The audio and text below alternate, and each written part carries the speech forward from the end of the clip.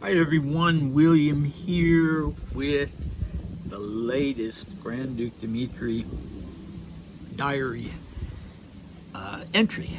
So we're done with the 1915 series, we're done with Vera Karali for the moment, and I was not sure until about an hour ago what direction we'd be going in today. I reviewed Dmitri's letters to his sister from the 1908 to 1911 time period, and I reviewed the beginning of the 1917 diary, and I had reservations of about both, because in both instances I have some translated, pre-translated material at hand, but not what would allow me to go strictly chronologically, because I know there's an earlier 1908 letter than the one I already have translated,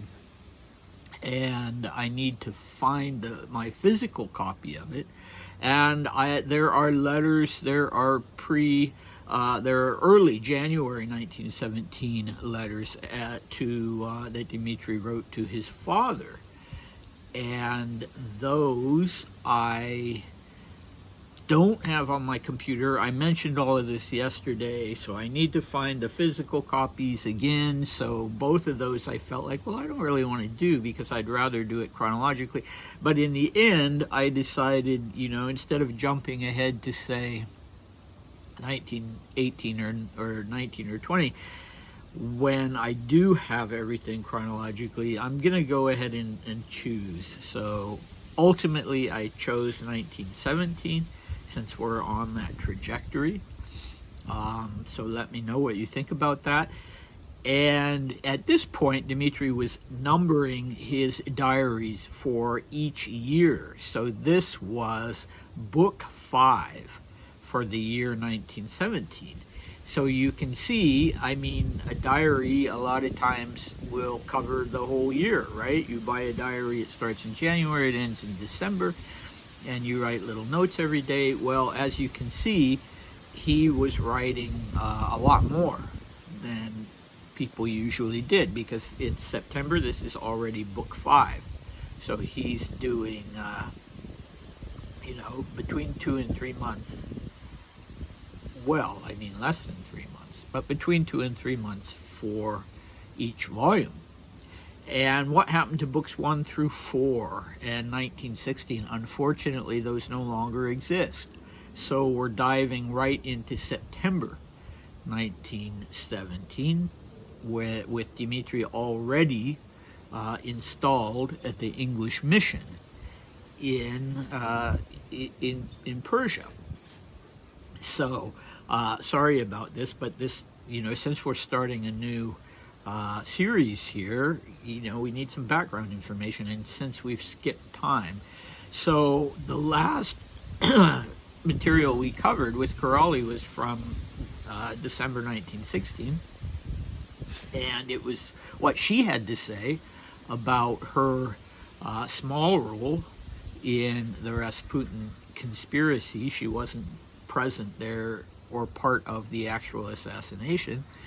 So we had that, and to fill in the blanks, by I think it was Christmas or Christmas Eve 1916, Dmitri was on a train to the Caucasian, the Persian front, and there was a good reason why they did that so quickly. And the reason was there was a kind of possibility of a plot afoot to replace the emperor with Dmitri. And Dmitri wrote, he will write about that. We'll hear about that later in 1917 when he's reminiscing about this. So it was a good idea to get him. The other, Felix Yusupov was just sent to his country estate and was under house arrest there. But in Dmitri's case, they wanted him to get far. They wanted to get him far away quickly. Okay, so first he went to a city called Kazvin, which was the headquarters of the Russian troops that were in that part of the world fighting the Turks. And there he was under the command of a man named Baratov, General Nikolai Nikolaevich Baratov.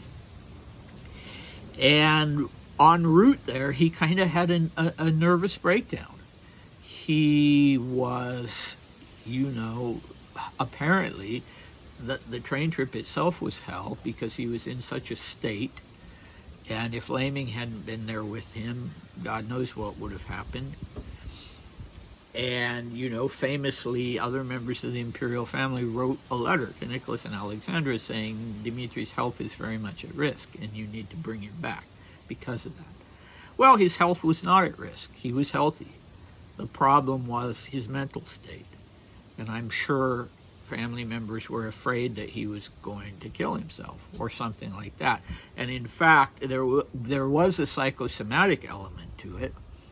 But once he got to Kazvin and saw that he was met as the conquering hero and that he could lead a comfortable life there because he had nice rooms, nothing fancy, and people liked him, and he once he realized that, all the symptoms went away. And in fact, one of the letters that I wanted to read previous to these diary entries, he tells his father, look, stop trying to intercede on my behalf because I want to stay here. I don't want to go back to Russia right now. This is where I want to be for various reasons. Anyway, then things started going badly because of the revolution. Initially, everything was fine there, but the troops there started being restless, and Dmitri mentioned how they started calling him Captain Romanov, which was a very new thing for him, instead of Your Imperial Highness or whatever they would have called him. They were calling him Captain Romanov, and that ruffled his feathers a little bit. And Baratov started telling him, look, you need to leave. You're in danger here, and you're putting other people in danger here because the troops, you could aggravate them just by your presence, not by anything you're doing, and they could kill all of us. And so in May, he went on a brief trip to Tehran, and that was when he met his future hosts, Sir Charles and Lady Lucia Marling. And then in September, he returned for good. And he was not well received there by the Russian community. I mean, they received him well enough, but they didn't want to be saddled with him, things being up in the air as they were.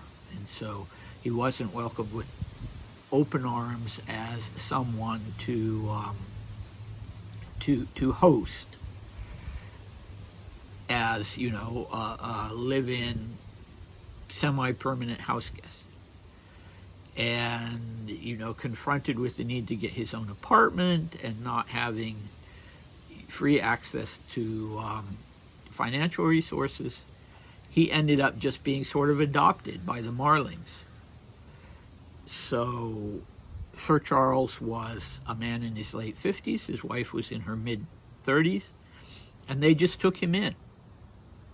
And he was happy there because he not only had a nice, comfortable place to stay, but he had mom and dad.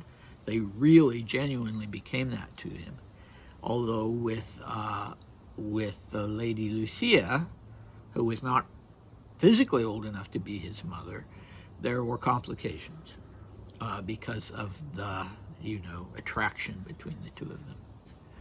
So as this diary starts, on the 16th September, on the old calendar, so it would have been the end of September on the new calendar, as it starts, the Bolshevik Revolution hadn't happened yet.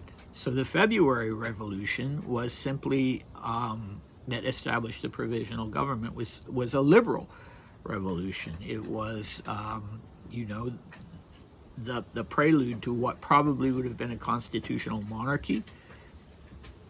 And many members of the imperial family supported it.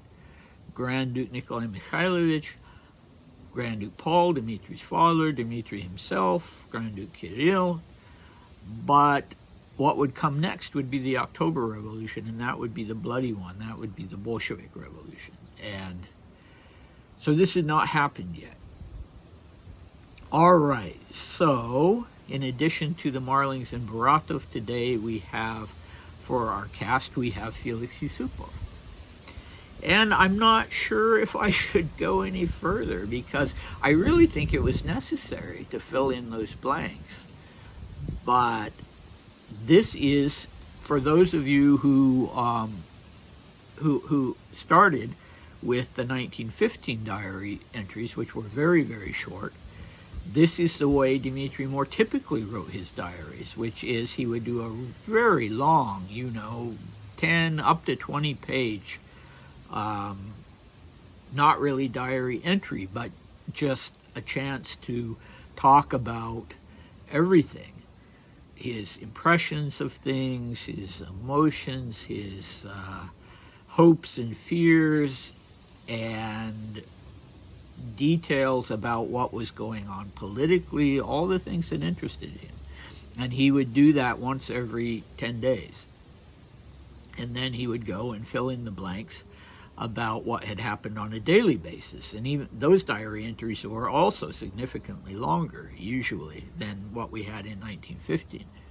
So what we're starting with on the 16th of September is one of those long diary entries that we need to do in multiple parts before we get to the day-to-day ones. And so, yeah, it was, I'll do just the first paragraph of it to give you a foretaste of it. It was the 16th of September, 1917. As I said, that was a Saturday. He was living at the English mission, or rather the English legation.